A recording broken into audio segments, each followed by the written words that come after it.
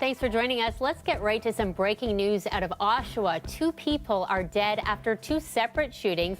Detectives say there are 2 crime scenes and 1 person is in custody at this hour.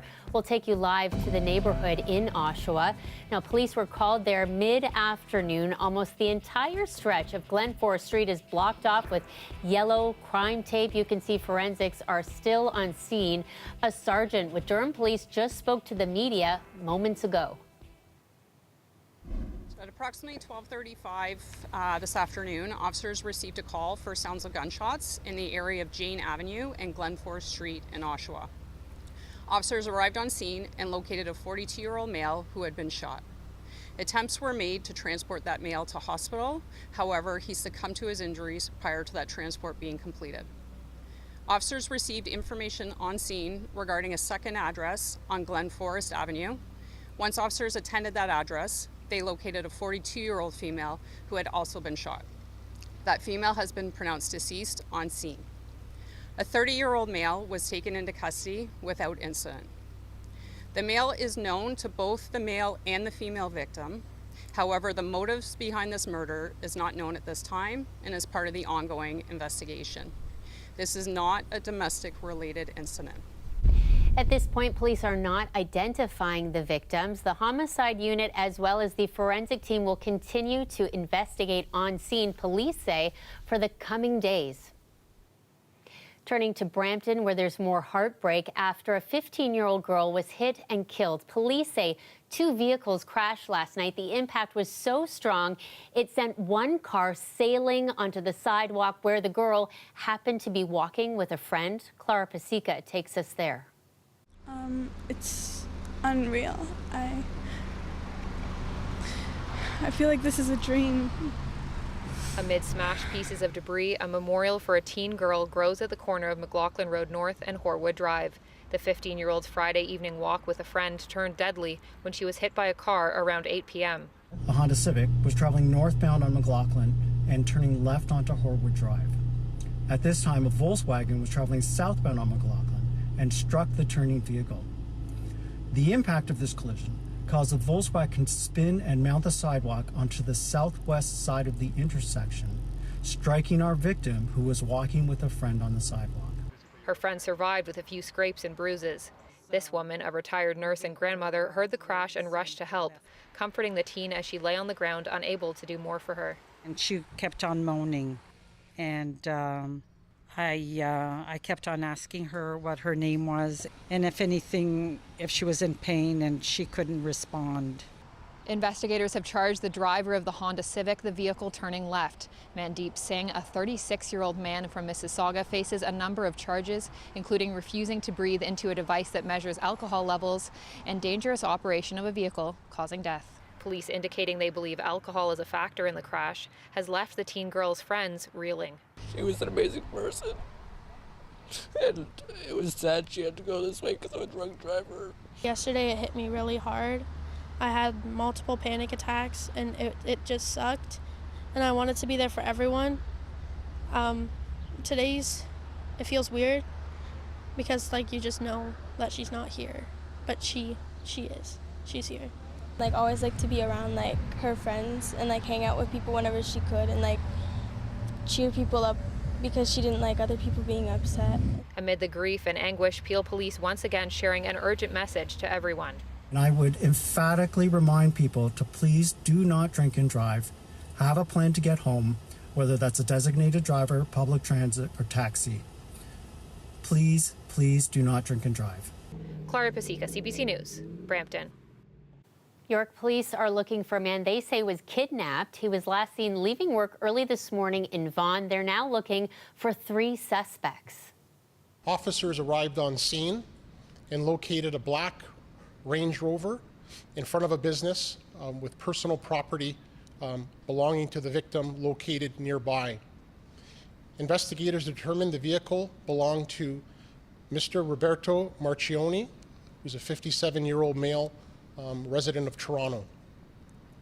Officers viewed surveillance cameras attached to the buildings nearby and observed Mr. Marchioni exiting his business on Friday, July the 12th at 2:15 a.m. As he exited his business, he was confronted by two suspects who assaulted him and forced him into a Honda CR-V, gray in color, and it's an LX model. The vehicle was last seen driving along Langstaff Road to Highway 400 southbound. Now, officers believe a black Dodge Ram pickup truck was also involved. Anyone with information is asked to contact police. 3 people were seriously hurt after an early morning crash near Beaverton. It happened around 6:30 this morning on Highway 12 near Highway 48. Police say a tractor trailer and car heading in the opposite direction somehow crashed. 3 passengers from the car were all sent to a local hospital. The driver was then airlifted to Toronto. Police are still trying to figure out what caused the crash. Roads remain closed until further notice. Summer is prime wedding season, but with no end in sight for the LCBO strike, some couples and vendors in the industry say they're starting to get cold feet. Brittany Billette has our story.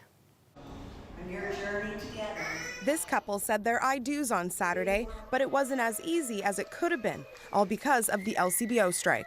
We've had to delay our reception and see how it takes us, what better alternatives we can find. Meanwhile, some private alcohol retailers, like this Toronto gin maker, say it's made plenty of new customers during the last week, which is somewhat bittersweet. We're probably about 4 times our general retail sales. It certainly doesn't supplement the income we would have had from the LCBO. That's tough as a small business, but we are so appreciative of the support. Talks between OPSU and the LCBO have broken off completely. Both sides say they're willing to restart negotiations, but there's one key sticking point: how the Ontario government's plan to privatize alcohol sales will affect LCBO workers. We're willing to bargain, but every time we try to talk about anything to do with our job security, they say to us, that's public policy. That's public policy. Earlier this week, the LCBO scrapped plans to open 5 stores for licensed alcohol distributors like wedding halls and restaurants. It's created a challenge for those in the event planning industry. Everyone's kind of scrambling. We don't know how long the strike will last. Premier Doug Ford says he won't back down on his plan to sell ready-to-drink cocktails at grocery and convenience stores. LCBO remains ready, eager and willing to get back to the bargaining table. But rolling back a plan we have a clear mandate from the people to implement isn't up for discussion.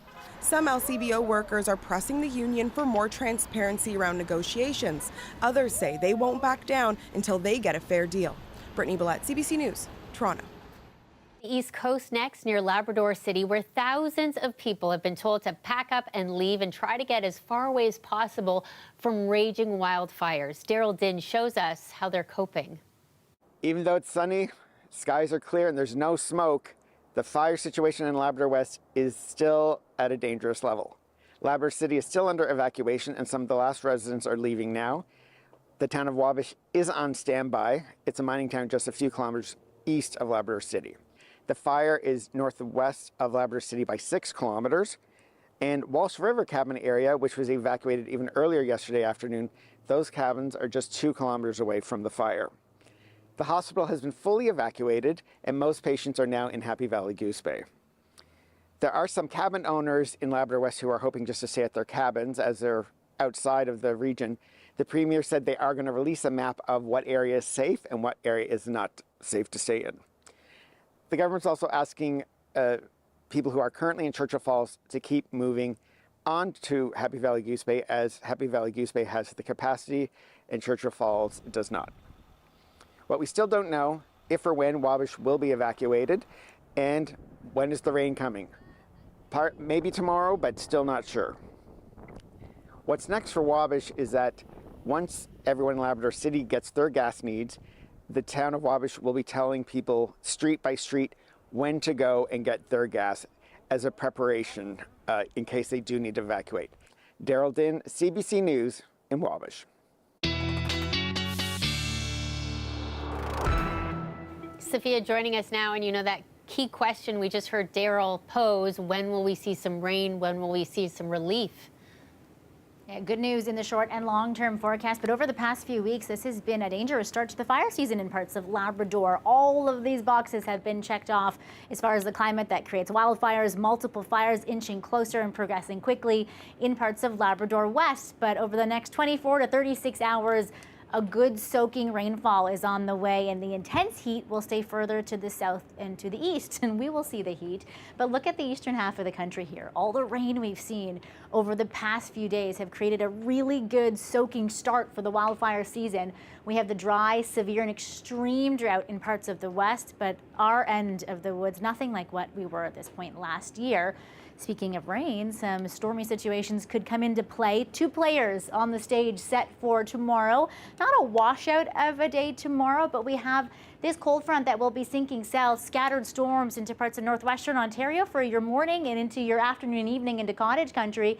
And then those storms coming in from the Michigan area, for those of you in southwestern Ontario, will be around the afternoon to dinner hour. So again, not a washout, but if you do have plans, the earlier the better for Sunday, as there is a widespread possibility of storms coming in. And in fact, it's a rinse and repeat setup for the next few days. I'll tell you about the building heat, humidity, and storm risk, along with smoke coming back into the picture in the long range, Shannon.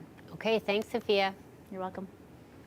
In just a couple of hours, Canada hopes to close out its first ever Copa America with a win. That would put the team 3rd place in the International Men's Soccer Championship. But win or lose, it's been quite the debut for Canada against the best teams in the world of soccer. Here's Philip Lee Shanik. These intrepid fans who call themselves the Voyageurs have shown up in impressive numbers to cheer Canada on. When Canada plays, these soccer fanatics will be there. They're 700, 400, 1,100, so it'll be about 7,500 kilometers. And he's not done. He's among those heading down to Charlotte, North Carolina Saturday to watch Canada play Uruguay for bronze. And he hopes to see the Reds take home a medal in their first Copa America appearance. That would be something to see. I hope the whole country get behind soccer and the country be kind of that, because, you know, we've got not just this, but the Olympics are coming up too. 1 in every 5 Canadians watch the Copa America semifinals against Argentina and the formidable Lionel Messi. While they lost that game 2-0, the head coach is proud of Canada's best performance so far on the international stage. It's gone way better than any of us could have scripted. So there's still a lot of work to do, but we've built a really good foundation, and I'm really optimistic about what the future can look like. The team has proven that they belong on the world stage, which bodes well for the World Cup in 2026 to be co-hosted by Canada. I mean, at their first Copa America, to be playing for a medal is amazing. And the fact that they could be just the 3rd non-South American team to land on the podium. So this is history for the men's program. And with some of those matches played on home soil, it will mean fewer miles to travel for some fans. Philip Lichanok, CBC News, Toronto. Now, we also spoke with a club liaison with the Vancouver Whitecaps, who is also a member of Canada's 1986 World Cup team. Here's his thoughts on how Canada could fare tonight.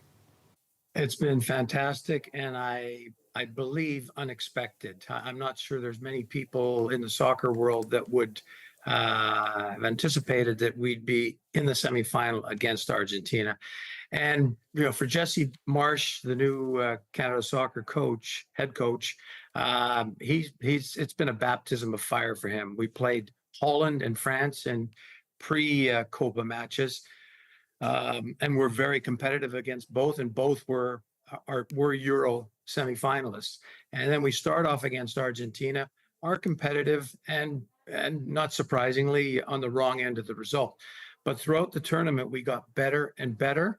And as much as we'd love to be playing in the Copa final, the fact that we've got to the 3rd and 4th place game, I think, is something that was probably beyond most Canadian supporters' dreams. I think we've already whet the appetite of Canadian supporters with what we could do at the next World Cup, and especially because we're hosting. So If we get a result tonight, it'll just be icing on the cake. If we don't, it won't make any difference to the excitement that this team has generated at Copa. Icing on the cake. Okay, a basketball charity game tonight will feature a stacked roster of celebrities. But before that, a few kids got a chance to test out their skills on the court. Decided to run a basketball clinic this morning with former NBA legends Jason Williams and Matt Bonner, and they're helping us today to work with a group of kids to give them an opportunity to play and learn about basketball, but also to be in a sensory inclusive space. Just to see them a smile on their face, you know, I guess the game of basketball is really out the door at this point. We're just in here to have fun and just try to put a smile on their face. The Chinese Youth Organization ran a basketball practice for children with autism this morning, where they got to learn some skills in a safe environment with some of the best in the game. The organization runs the annual event to celebrate Asian culture. Now, tonight's game will feature Asian stars like Marvel actor Simu Liu. Tip-off is at 6:30 at the Mattamy Athletic Center in Toronto.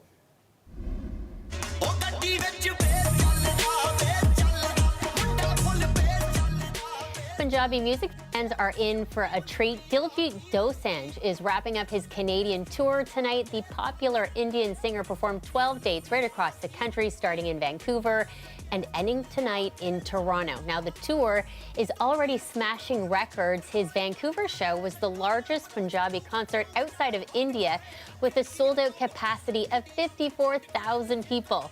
We're heading into a break. We're back with you in 3 minutes.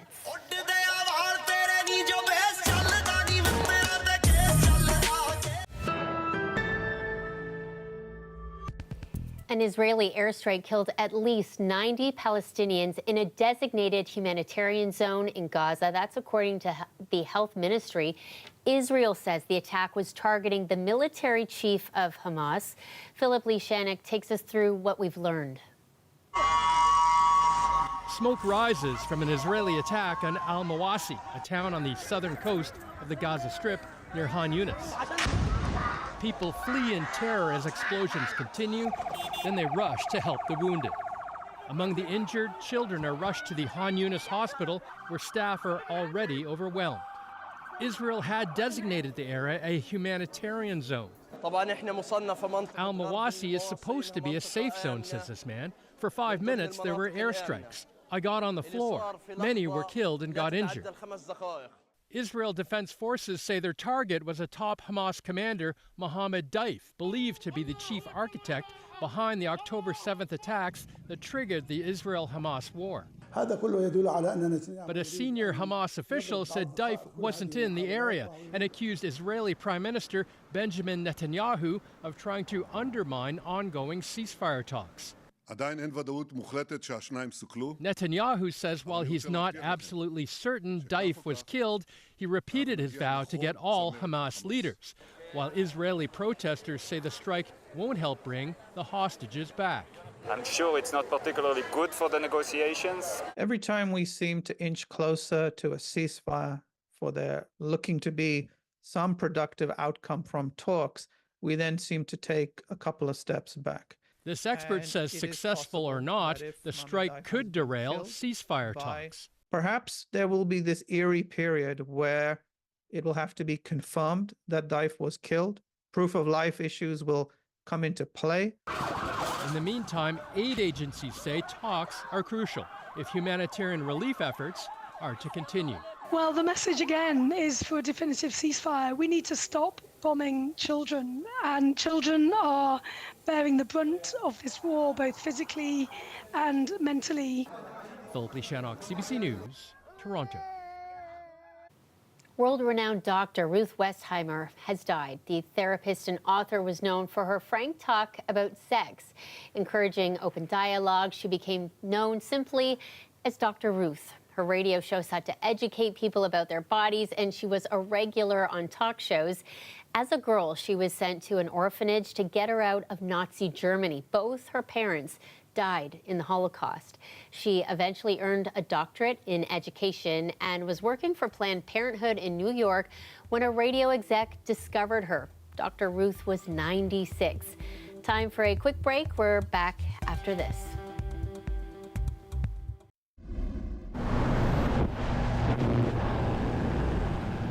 That's Ed Marshall, a Second World War veteran and former paratrooper, jumping from a plane at just 100 years young. He took the leap for charity, hoping to raise $100,000 for Sick Kids Hospital. I'm halfway out the door. I don't really want to do this. By that time, it's too late. It's been 80 years since he jumped out of a plane, and if this day wasn't special enough, his sixth great-grandchild was also born on the same day. Sophia, we have a lovely update. He's now raised $101,000, which means his goal of raising $1,000 for every year of his life. He did it. Way to go, Ed. I got goosebumps watching. What an incredible achievement, many years in the making, of course. Brilliant weather as well, clear skies. For anybody else planning to take a leap of faith like that as well, look at the heat in parts of northern and northwestern Ontario as well. 31, the hot spot. Timmins, for those of you into the north, a sign of that heat dome from parts of the west coming down. Another sign will be evident in the skies. Of course, the worsening air quality will have smoke in the forecast over the next couple days. This is the largest plume of smoke so far. The worst air quality we've seen so far this year. You'll see a hazy sunset tonight across parts of the GTA and along the 400. For tomorrow morning, if you're in cottage country, you'll see that orange haze along the sun as it's rising, and same thing tomorrow evening in parts of the Ottawa Valley. This isn't anything like the air quality that was really hazardous and atrocious this time last year when everything looked orange and eerie. It is poor up to the north, but moderate still in the south. It is still noticeable. You won't quite smell it yet, though. Meanwhile, we'll have some storms maybe mixing down to the surface, preventing more smoke in the next 24 to 36 hours. Two players, as we mentioned, as far as a cold front from the north and from the west, and storms coming in from the Michigan area. You'll see those first in parts of southwestern Ontario into your afternoon hours for Sunday. And then, of course, meeting up and converging with the cold front energy, that trigger that we'll see some storms move through quickly into the afternoon and the evening hours. Not a washout of a day, but folks, if you do have plans, the earlier the better for Sunday, as everybody has the chance of seeing a pop-up power shower or a rumble of thunder. Again, that storm risk greater into your afternoon hours. And if you like that type of forecast, well, you'll have it constant for the next few days as we have rising humidity, warm temperatures, and of course that storm risk right until Wednesday when things moderate and we head a little bit back to seasonal to enjoy, well, of course, the work week after a stormy weekend. Murphy's Law. Yeah, of course, right? I'm hoping for some sunshine tomorrow for a pool party, selfishly. I will put in words with the powers that be thank for you. you, Yes, Shannon. I put in my request. Thanks, Sophia. That's our show for you tonight. Thanks for watching.